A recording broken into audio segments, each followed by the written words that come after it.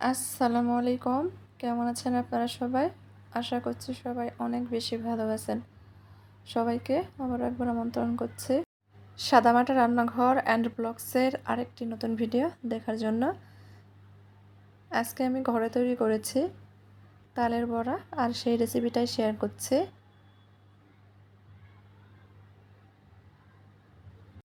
আমি সবসময় ঘরোয়া রান্নাবান্না আপনাদের মাঝে শেয়ার করি। তো চলেন দেখি, কথা না বাড়িয়ে তালের বড়া তৈরির পুরো প্রস্তুত প্রণালী আপনাদের মাঝে শেয়ার করি। চুলার উপর একটা কড়াইয়ের মধ্যে আমি 1 কাপ মতো, চায়ের কাপে আমি 1 কাপ তালের পিউরি নিয়েছি। এটা ফ্রোজেন ছিল। সঙ্গে কিছুটা দুধ দিয়েছি। যেই কাপ দিয়ে মেপে তালের পিউরিটা নিয়েছিলাম সেই কাপের সমপরিমাণ দুধ দিয়েছি। দুধটা অফ ক্যামেরাতে দিয়েছি, স্কিপ হয়ে গেছে, তখন ক্যামেরা অন করতে ভুলে গিয়েছিলাম, আমি দুঃখিত। নেড়ে চেড়ে দিচ্ছি। যেহেতু তালটা বরফ হয়ে আছে, নেড়ে চেড়ে অপেক্ষা করছি তালটা পুরোপুরি গলে যাওয়া পর্যন্ত।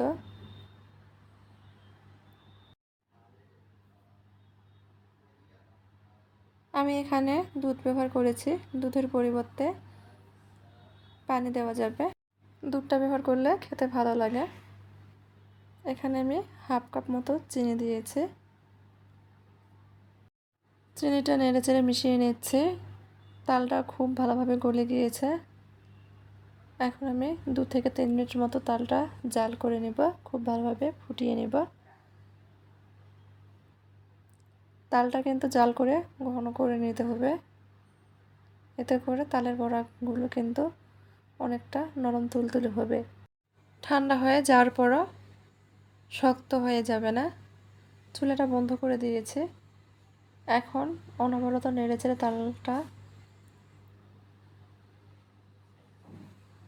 আমি ঠান্ডা করে নেব। অবশ্যই ঠান্ডা করে নিতে হবে, তবে একেবারে ঠান্ডা করব না, একটা আঙুল চুবালে সহ্য করা যায় এমনভাবে ঠান্ডা করে নিতে হবে। দেখেন আঙুল চুবিয়ে রেখেছি, সহ্য হচ্ছে, তার মানে ঠান্ডা করে নিয়েছি। এই অবস্থায় চায়ের কাপে মেপে 1 কাপ চালের গুঁড়া নিয়েছি, অল্প অল্প করে দিয়ে মিশিয়ে নিচ্ছি। একবারে দিব না, একবারে দিলে দলা পেকে যাবে। অল্প অল্প করে দিয়েই মিশিয়ে নিতে হবে।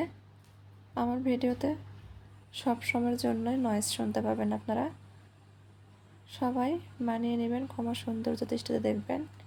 যেই কাপ দিয়ে মেপে আমি চালের গুঁড়া নিয়েছিলাম সেই কাপের 1/2 কাপ মতো আমি আটা নেব।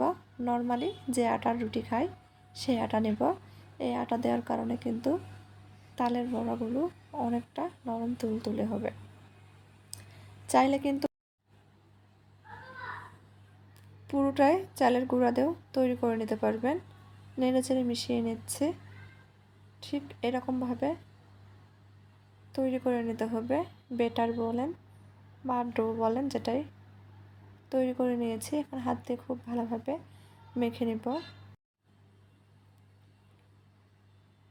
এর ভিতরে কোনো প্রকার দলা থাকলে হাত দিয়ে মেখে নেওয়ার কারণে স্মুথভাবে এই বেটারটা তৈরি হয়ে যাবে। হাত দিয়ে একটু দেখছি যে বড়া হিসেবে পড়ছে কিনা। এখানে আমি আরও সামান্য পরিমাণ চালের গুঁড়া মিশিয়ে নিয়েছি। ঠিক এরকম ডোটা তৈরি করে নিয়েছি। এখন বড়া শেপ দিয়ে ভেজে নেওয়ার পালা। চুলার উপর ফ্রাই প্যান বসিয়ে দিয়েছি। ফ্রাই প্যানে পর্যাপ্ত পরিমাণ তেল দিয়েছি। তেলটা খুব ভালোভাবে গরম করে নিতে হবে। তেল গরম হয়ে গেলে চুলার আঁচটা লো হিটে করে রেখে বড়া শেপে দিয়ে দিব গরম তেলের মধ্যে। আমি খুব একটা ভালো পারি না, তবে ঘরে তৈরি করেছি, সেটা আপনাদের মধ্যে শেয়ার করছি।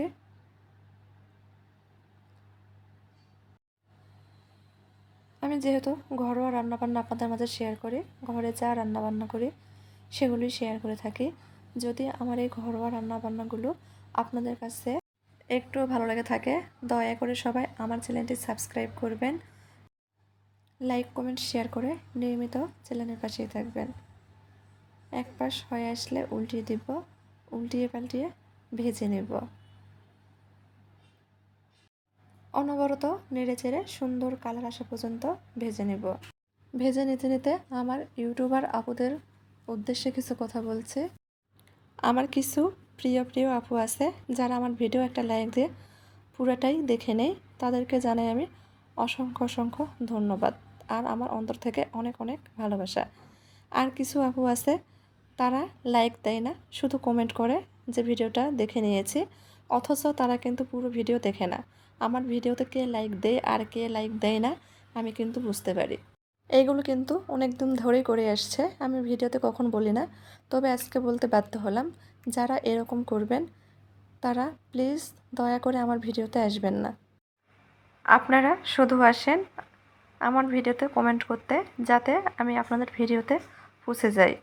ভিডিও না দেখে শুধু কমেন্ট করলে এতে আমার ক্ষুদ্র চ্যানেলটার অনেক ক্ষতি হচ্ছে, আপনাদেরও হচ্ছে, কিন্তু আপনারা বুঝতে পারছেন না। এরকম করার দরকার নেই, আমি এমনিতেই আপনাদের ভিডিও গুরু দেখে দিব। আমার কথা যদি আপনাদের একটুও খারাপ লাগে সবাই মাফ করে দিবেন, ক্ষমার সৌন্দর্য দৃষ্টিতে দেখবেন। আমি কথা বলতে বলতে তালের বড়াগুলো ভেজে নিয়েছি, এই যে উঠিয়ে নিয়েছি, এখন একটা ভেঙে দেখাচ্ছি ভিতরে কতটা নরম। তো আজকের মতো এই পর্যন্তই, সবাই ভালো থাকবেন, সুস্থ থাকবেন, আল্লাহ হাফেজ।